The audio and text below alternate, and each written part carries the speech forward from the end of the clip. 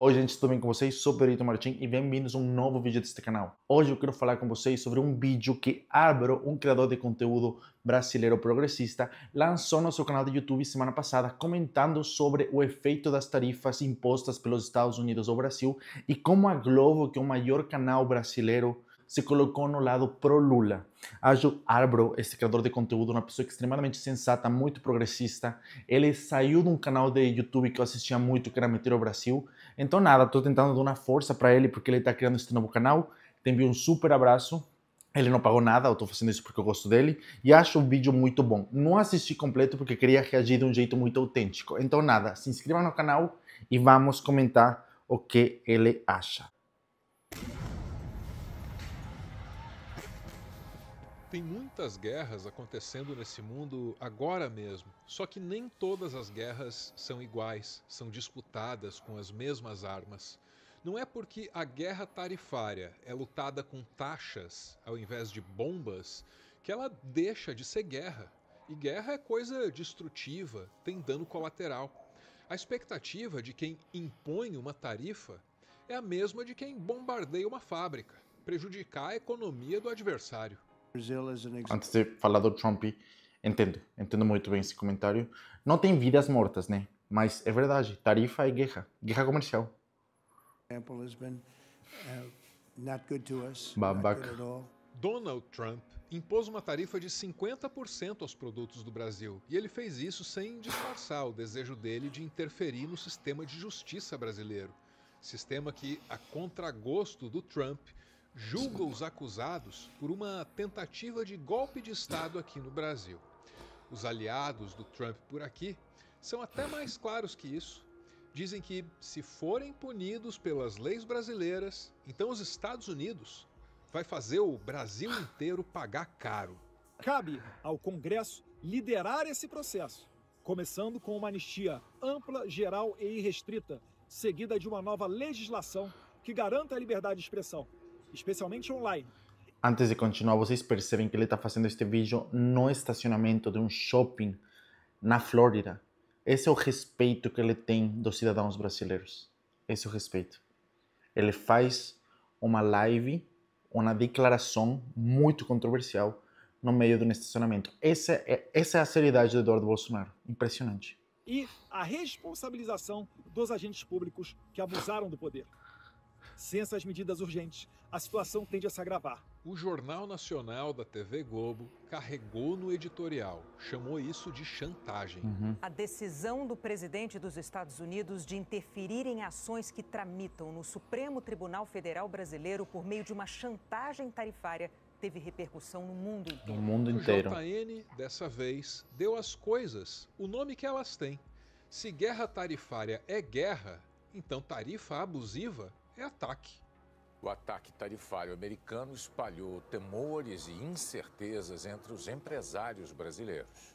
Na hora de julgar se esse ataque é justificado, é moral, não seria prudente para o editorial da Globo colocar adjetivos muito pesados no texto.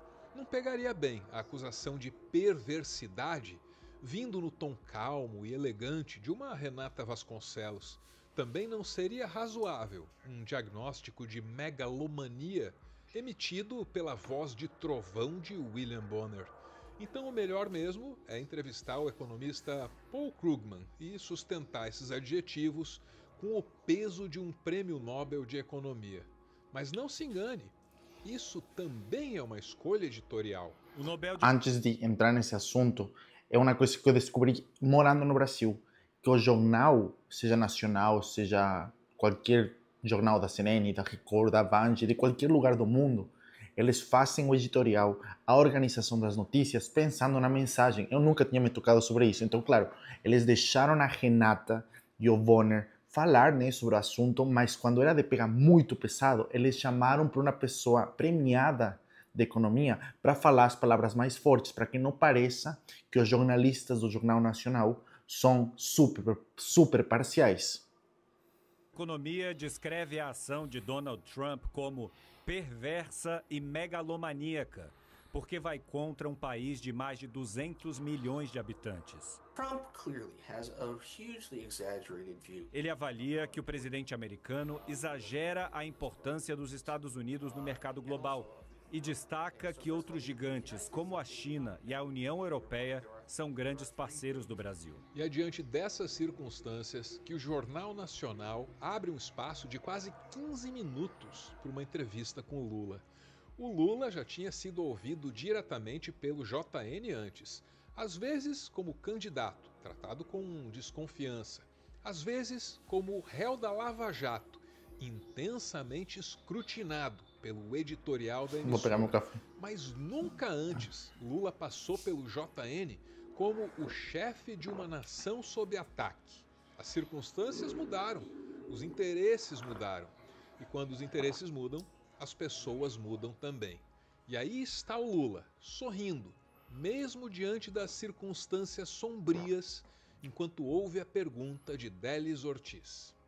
O senhor mencionou a lei da reciprocidade, mesmo com a ameaça explícita do presidente Trump de responder com mais tarifas a qualquer taxação decidida pelo Brasil.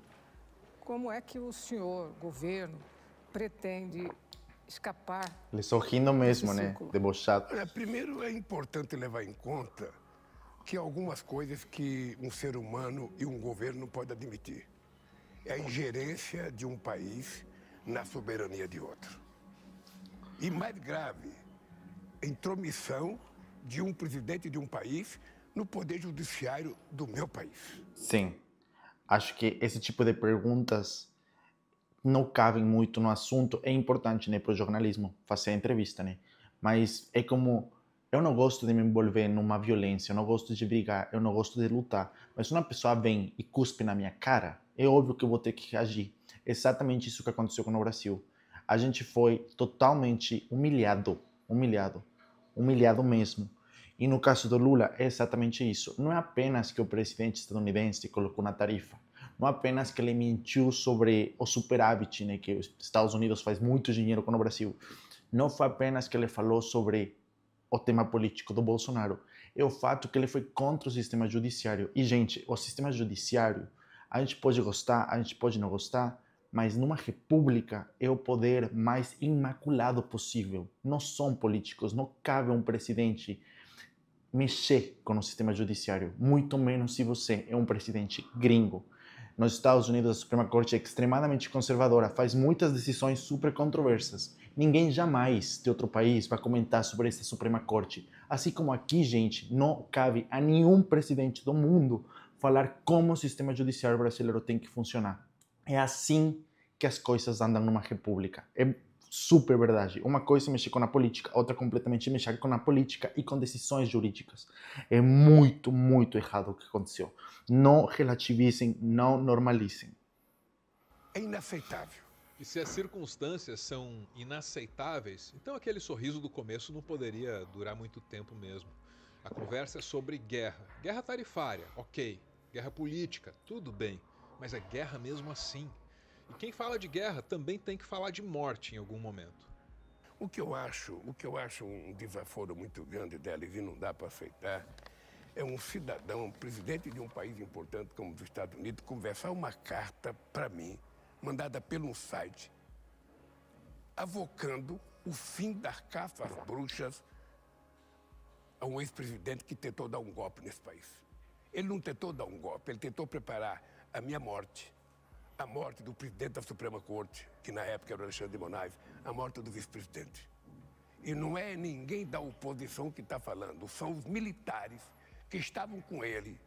É o ajudante de ordem dele que recebeu as informações dele. Eu sou Árvore. Eu não sei vocês, mas o Lula rejuvenesceu. Rejuvenesceu totalmente. Para mim, ele rejuvenesceu 25 anos. 25 anos. Ele se energizou com a crise. Tem gente que é assim, tipo, cresce em momentos de dor, em momentos de dificuldade. E acho que o Lula está demonstrando que ele é essa pessoa. E o textão que segue é uma análise editorial do Jornal Nacional, na edição do dia 10 de julho de 2025. Para quem conhece o jornalismo brasileiro, uma edição histórica.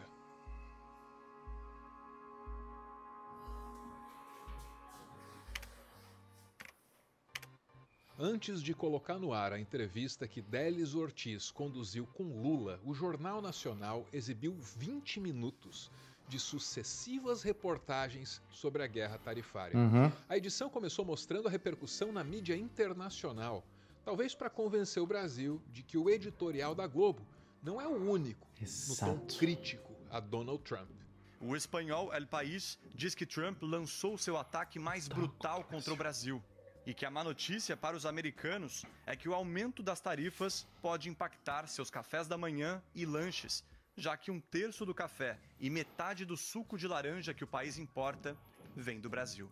E aí, as pessoas relativistas, já escutei, hoje já li um editorial da Folha de São Paulo falando que o Brasil está pagando por ser um país não industrializado. E é verdade que nós, eu também sou brasileiro, e nós latinos no geral somos muito afetados pelas nossas economias ser muito baseadas em produtos primários, comida, petróleo, gás, ferro. No entanto, gente, esse editorial, filho da mãe, muito filho da puta é a palavra, da Folha de São Paulo, não especificou que Estados Unidos neste momento está atravessando um dos momentos mais delicados da sua inflação. Pela primeira vez em 40 anos, os americanos se acostumaram a viver olhando para o preço. Pela primeira vez, está tudo muito caro. O impacto de um aumento de preço no café e no suco de laranja automaticamente vai causar muito mal-estar nos cidadãos estadunidenses. Essa é uma coisa que as pessoas estão relativizando. O café é muito consumido nos Estados Unidos.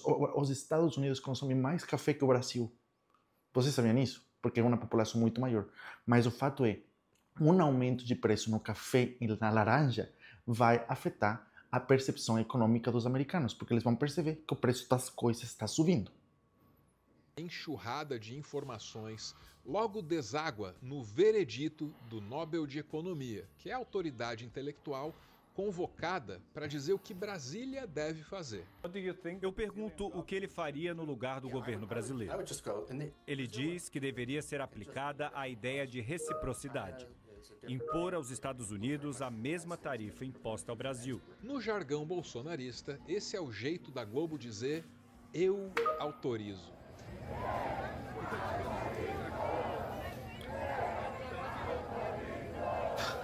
Quando a entrevista do Lula vai ao ar, ele já está autorizado, mas também não cede à tentação de se empolgar. Primeiro, eu não perco a calma e não tomo decisão com 39 graus de febre. Verdade. A ideia é negociar primeiro e taxar depois. E essa disposição permanece sendo a mesma, apesar do prazo, 1º de agosto, que não ajuda qualquer negociação desse porte. O Brasil utilizará a lei da reciprocidade quando necessário. Por isso falo, o cara está demonstrando novamente que é um chefe de Estado. Eu não sabia, mas tinha escutado semana passada que o sistema, a indústria química brasileira e a indústria mecânica do Brasil, que é grande, tá? É grande, não é um país qualquer coisa. Depende muito dos Estados Unidos. E é por isso que a lei de reciprocidade tem que ser utilizada com muito cuidado, porque se as importações de produto estadunidense carregam 50% de tarifa, são os brasileiros que vão ter que pagar e vai colapsar a indústria química e mecânica, como eu expliquei. Então, acho muito interessante e muito profissional do Lula ficar calmo, ser pragmático, tentar negociar por trás e colocar a lei de reciprocidade na mesa para que as pessoas saibam que ele está estudando fazer alguma coisa além de só negociar. Mas ele não pode anunciar automaticamente a lei de reciprocidade em tudo, porque ele sabe que a economia brasileira precisa de importações estadunidenses para muitas coisas. De novo, o cara sendo um craque. E o Brasil vai tentar, junto ao OMC com outros países, tentar fazer com que a OMC tome uma posição para saber quem é que está certo ou que está errado. A partir daí, se não houver solução, nós vamos entrar com a reciprocidade já a partir do 1º de agosto, quando ele começa a taxar o Brasil. Se nessa guerra taxar é ataque, taxar de volta é contra-ataque. E é na hora de contra-atacar o agressor que o líder de uma nação em guerra mais precisa de apoio. O Lula, então, aproveita a oportunidade para pedir que os empresários se somem à Globo e digam eu autorizo, porque ao que tudo indica, a autorização vai precisar ser usada em breve. E depois que se esgotar as negociações, o Brasil vai aplicar a lei da reciprocidade. E aí os empresários, eu espero que estejam aliados ao governo brasileiro, porque se existe algum empresário que acha que o governo brasileiro tem que ceder e fazer tudo o que o presidente do outro país quer, sinceramente, esse cidadão não tem, sabe, nenhum orgulho de ser brasileiro. E não é só isso, né? Eu não conheço um famoso empresário brasileiro que saia beneficiado das tarifas. Não existe, gente. Não existe. Acho que o Lula é muito inteligente em deixar claro também isso. Não dá para um empresário brasileiro passar pano para o que está acontecendo nos Estados Unidos. Não dá. Ele foi inteligente aqui também, de novo. Essa é a hora da gente mostrar que o Brasil quer ser respeitado no mundo. Sobre os empresários há dúvidas, mas sobram sinais de que o editorial da Globo vai respaldar o contra-ataque brasileiro na guerra tarifária. O que não significa de maneira alguma que essa agora seja uma mega corporação de mídia petista, comunista, esquerdista. A abordagem da Délis Ortiz é bastante crítica e ela faz perguntas que podem até estar na cabeça do brasileiro médio. Por exemplo, será que o Lula, sediando um encontro dos BRICS, não fez nada que justificasse o ataque tarifário? Não disse nada de muito ofensivo? Essa pergunta aí para o Lula é fácil. Que papel o senhor atribui às suas declarações nas motivações do presidente americano? Nenhuma. O Jornal Nacional também questiona Lula sobre Cristina Kirchner, a líder política argentina que Lula visitou recentemente. Será que ao apoiar a Cristina, Lula não estaria se metendo na política argentina, mais ou menos como Trump se mete na política brasileira? Como é que o senhor responde a essas acusações de ter interferido nas questões internas de um país soberano, a Argentina? Com muita firmeza. Eu fui visitar a presidente argentina com autorização da justiça argentina. Aí ele matou. Ele em nenhum momento confrontou, afrontou, questionou a decisão judicial oficialmente como Donald Trump fez na carta. Ele foi visitar a Cristina com carta autorizada do judiciário, porque a Cristina tá pagando uma pena, né? E, sinceramente, gente, eu também super repugno a visita que ele fez. A Cristina nunca visitou Lula na cadeia, quando ele estava preso. Então, acho que ele foi muito inocente em fazer a mesma coisa. E sim, acho que ele afrontou ao Javier Milei. No entanto, ele jamais foi contra a lei argentina, jamais desrespeitou esse país e jamais desrespeitou o sistema judiciário, que, como eu expliquei, é a coisa mais imaculada numa república. Eu só fui lá porque a justiça argentina decidiu que eu fosse visitar, atendendo um pedido da própria Cristina. Eu fui fazer uma visita humanitária. Eu nunca me preocupei que o Trump recebesse o Bolsonaro ou qualquer pessoa. É direito de cada presidente fazer o que quiser. O que não é direito é um presidente querer dar palpite na decisão de justiça de um país. E esse acaba sendo o momento mais crítico da entrevista. Certamente haveria outros temas mais espinhosos, só que curiosamente eles foram deixados de fora. No dia 10 de julho, 15 mil pessoas bloquearam a Avenida Paulista para defender a taxação dos super ricos e o fim da escala 6x1 no Brasil. Essas são duas bandeiras que o editorial da Globo não autoriza. E aquilo que a Globo não autoriza, a Globo também não mostra. E aí o que nos resta, depois de constatar que esse bordão é mesmo válido, é recorrer ao jornalismo da agência francesa AFP. É verdade. Para que as coisas como o fim do 6x1 e a taxação de bilionários funcione no Brasil, tem que ser feito numa aliança com o centro, porque não funciona, eu vejo muito difícil. Eu sou a favor do fim da escala 6x1, eu sou a favor de um aumento na taxa de impostos aos bilionários, mas vindo de esquerda, nem a Globo e ninguém que se considere autônomo ou super poderoso neste país vai apoiar esse tipo de mudanças. Mas na França existe um frente de imprensa super de esquerda que gostou, né, do que aconteceu na Paulista semana passada e fizeram uma cobertura sobre a manifestação de 15 mil pessoas que aconteceu em São Paulo, administrado, né, pelo partido da Erika Hilton e pelo Partido Comunista do Brasil. Foi convocado por movimentos sociais e centrais sindicais. Os manifestantes protestaram contra a semana de trabalho de 6 dias. Também pediram a taxação dos super ricos e políticas que reduzam as desigualdades. Nesse exato momento, julho de 2025, nem o bolsonarismo, que é amplamente reconhecido como um fenômeno de massas, consegue juntar 15 mil pessoas Verdade. na rua. Não era uma manifestação desprezível, mas no Jornal Nacional Não apareceu. ela foi desprezada. E isso que essa manifestação também tratava diretamente das tarifas, o assunto que dominou a pauta do Jornal Nacional. No dia seguinte ao anúncio do presidente Donald Trump de que os Estados Unidos vão impor uma tarifa de 50% sobre produtos brasileiros, o ato também foi em defesa da soberania nacional. E a ausência dessa manchete sobre essa manifestação na escalada do JN ajuda a gente a repensar o lugar da Globo na nossa comunicação. As coisas não são tão simples. Atenção à imprensa sem vergonha. William Bonner sem vergonha. Os bolsonaristas, com frequência, tratam a Globo como globolixo. E na frente de alguns dos melhores quartéis brasileiros, a Globo pode até ser considerada comunista. Já a esquerda, há uma década, inventava o termo PIG para designar um tal partido da imprensa golpista, liderado, adivinha, pela Globo.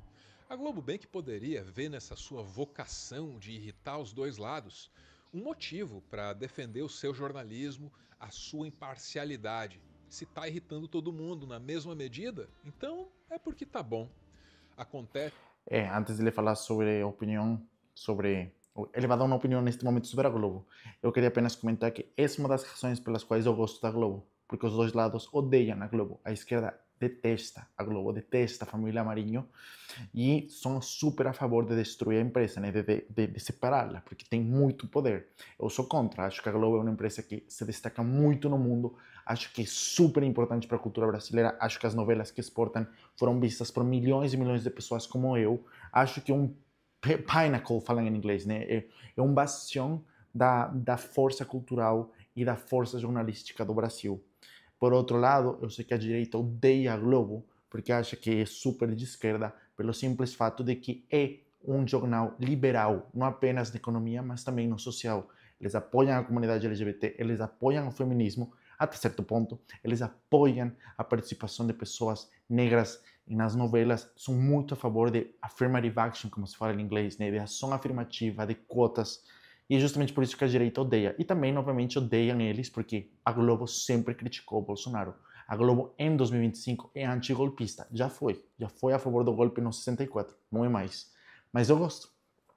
Não acho que eles são perfeitos. Não são meu único elemento de informação. Eu sempre utilizo outro tipo de fontes, mas considero eles muito, muito fodas. Que a função do jornalismo não é irritar. E a função da imparcialidade não é irritar os dois lados na mesma medida. Numa sociedade saudável, o jornalismo deveria ser um instrumento para proporcionar, entre outras coisas, a coesão social. Porque só o jornalismo é capaz de deixar todo mundo abastecido com as mesmas informações fidedignas. Só o jornalismo é capaz de deixar todo mundo na mesma página, encaminhando o debate a partir dos mesmos fatos e enxergando as coisas como elas são e não como as doutrinas interpretam. Isso é o que o jornalismo deveria ser. Mas quando ele é subordinado ao modelo econômico que mantém a nossa mídia hegemônica, aí ele acaba assumindo outras funções bem menos nobres. É considerado desastroso para o país um 13º mês de salário. Foda. Diante de ameaças externas cada vez mais explícitas, recorrentes, o Brasil definitivamente precisa de alguma coesão, coisa que só o jornalismo pode oferecer. Mas só enquanto o jornalismo estiver consciente do seu real propósito dentro da sociedade. E aqui já cabe colocar um ponto final, porque a partir desse momento eu já estou dando um recado para mim mesmo. Queria dizer só uma coisa. O que é? Boa noite. Muito obrigado por ouvir o meu textão até o final. A gente não pode esperar que o editorial da Globo represente qualquer interesse diferente dos interesses da Globo. Óbvio. Às vezes, os interesses da Globo e os seus interesses vão estar alinhados. Às vezes, não. Então, eu concluo que o melhor para o exercício do jornalismo é criar uma cultura nas redações que estabeleça um certo limite para o quão editorializada, para o quão opinativa, para o quão interessada pode ser a pauta de um telejornal, que afinal de contas está sendo exibido na televisão aberta sob uma concessão pública. É nisso que a gente precisa pensar, é aí que a gente precisa evoluir com a nossa prática diária. E aí eu encerro pedindo que você exerça essa responsabilidade que você espera desses grandes comunicadores, empregados nesses grandes órgãos de mídia, né? Por favor, não hostilize nenhum desses profissionais em meu nome. Fulanizar o debate, focar no ataque pessoal, nada disso ajuda, se o objetivo for compreender antes. Vou cortar. Eu sei que ele está dando mensagem, mas já ficou sem imagem. Eu queria realmente falar só uma coisa. Primeiro, que adoro o Árboro. Posso discordar com ele em alguns pontos, mas acho ele uma pessoa extremamente inteligente, então assistam seus vídeos no canal do YouTube que ele tem. E a segunda, acho sim que o que ele falou faz sentido, no sentido em que na América Latina e principalmente no Brasil existe uma cultura muito de papo de pai, né? Muito paternal, e às vezes pode parecer que realmente a Globo, nos editoriais, tenta nos ensinar, tenta nos falar o que a gente tem que pensar, o que a gente tem que achar. É uma coisa que eu escutei muitos bolsonaristas falar, né? Que a Globo sempre tenta enfiar pautas, tipo, falar, é isto aqui o que você precisa pensar, é isto aqui o que está certo, é isto aqui o que está errado. Entendi o ponto. Mas, de novo, eu falo, respeito muito a Globo, e tomara, né? Tomara que as pessoas não respeitem a Globo como eu respeito, mas pelo menos entendam que nestes momentos em que o Brasil está sendo muito atacado, empresas como a Globo podem ser úteis para montar resistência. E de novo, gente, espero que vocês tenham gostado do vídeo. Ficou um pouco longo, né? Um pouco comprido, mas é porque o vídeo é longo. E queria fazer minha análise, e como já falei várias vezes, eu acho que os youtubers brasileiros de informação são muito bons. Então, para que eu fazer um vídeo pessoal com minha péssima edição e montagem, se posso reagir a um vídeo super bem feito como é o vídeo que a gente acabou de reagir? Então é isso, comentem se vocês gostaram dos meus pontos e nos vemos seguinte vez. Tchau, tchau.